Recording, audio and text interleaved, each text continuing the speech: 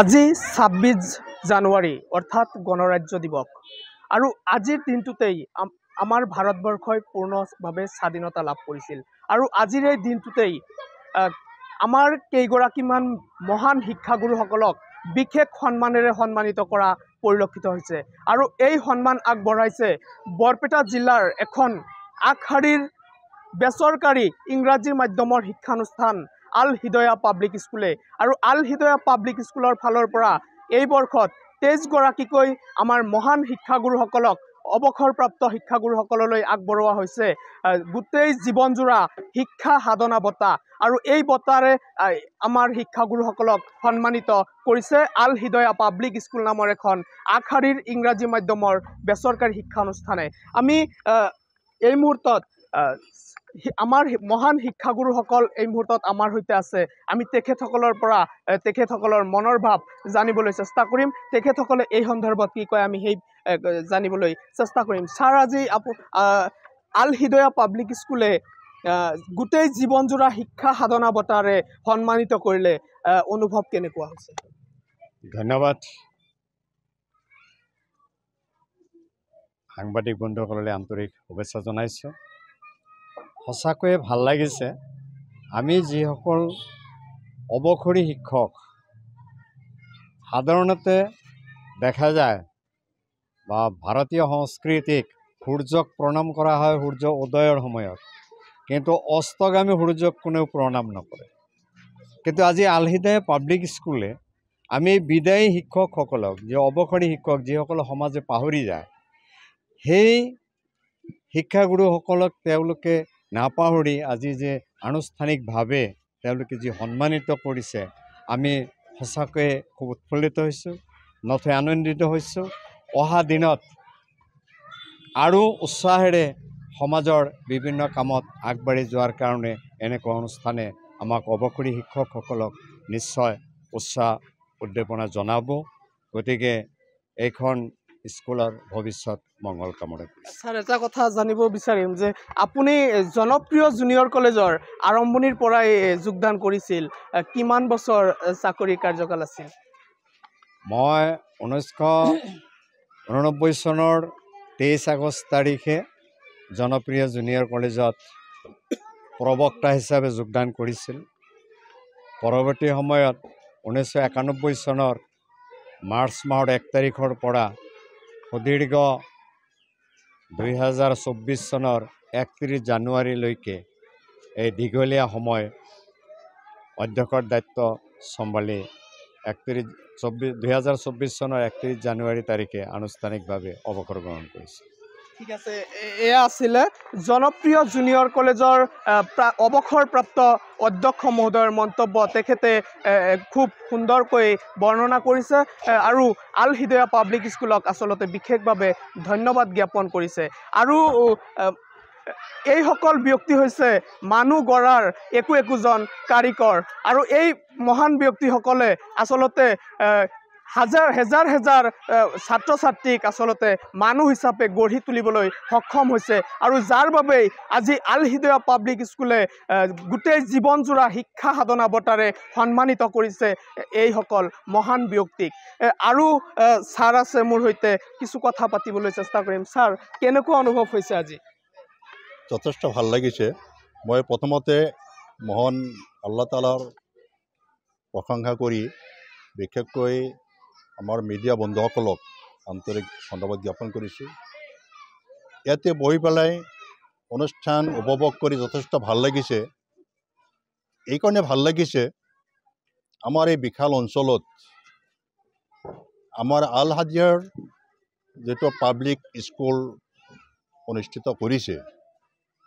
এইখন অনুষ্ঠান অলপ ব্যতিক্ৰম। আমাৰ এই এলেকাত যথেষ্ট অনুষ্ঠান থাকিলেও এইখন অনুষ্ঠান অলপ ব্যতিক্ৰম। মই এইকাৰণে কৈছোঁ,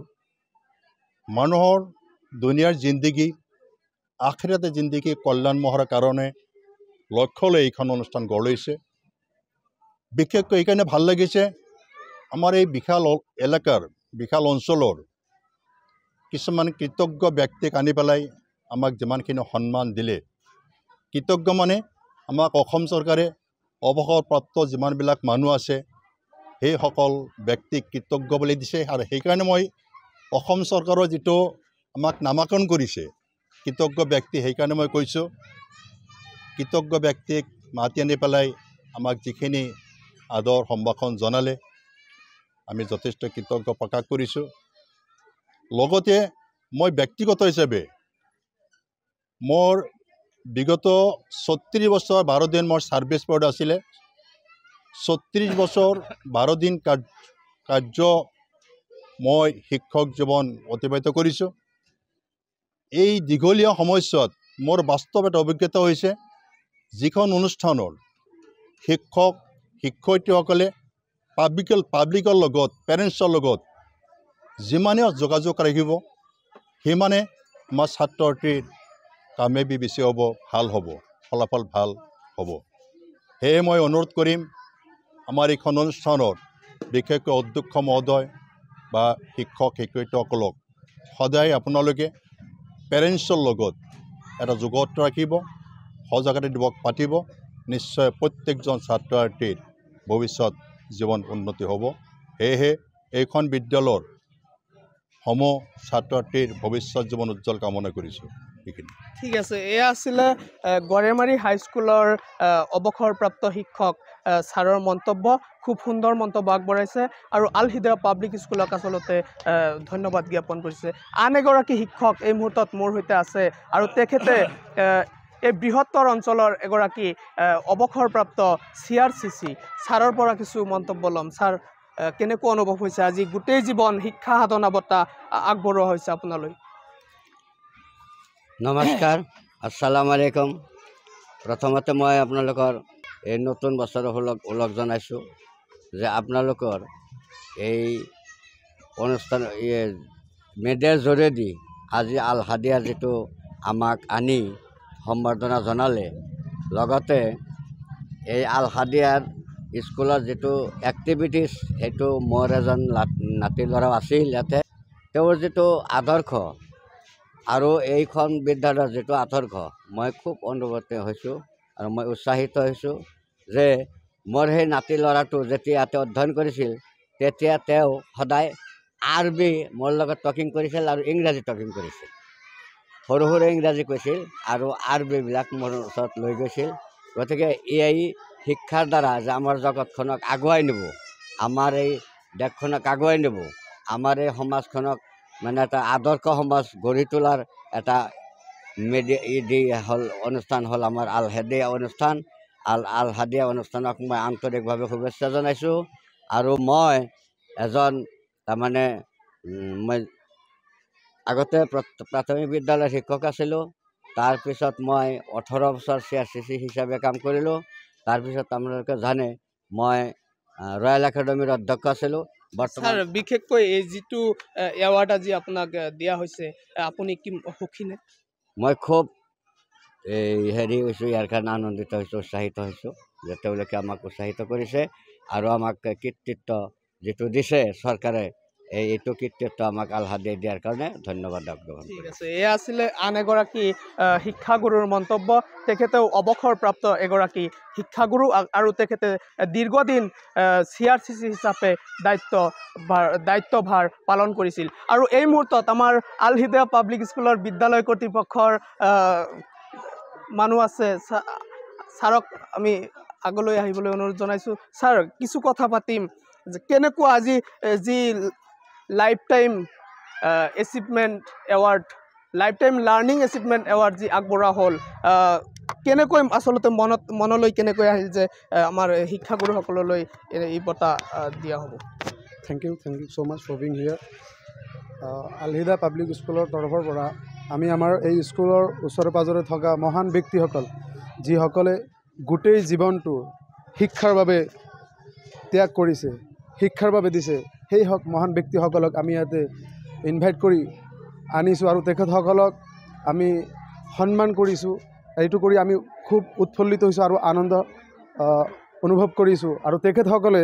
ইয়াতে আহি আমাৰ ইনভাইটিঙৰ ওপৰত যে ইয়াতে উপস্থিত হৈ আমাক উৎসাহিত কৰিলে ইয়াৰ বাবে তেখেতসকলক মই ধন্যবাদ জ্ঞাপন কৰিছোঁ আৰু আজিৰ এই পবিত্ৰ দিন যি দিনত আমি আমাৰ এই ভাৰতবৰ্ষৰ বাবে এখন সংবিধান পাইছোঁ এই পবিত্ৰ দিনত আমি এই কাৰ্যসূচী কৰিবলৈ সক্ষম হৈছোঁ ইয়াৰ বাবে নিজকে খুব ভাগ্যৱান বুলি মনে কৰিছোঁ আজি কিমানগৰাকী শিক্ষকক এই বঁটা দিয়া হ'ল more than 23 persons আমি এই বঁটা দিবলৈ সক্ষম হৈছোঁ আমি বহুত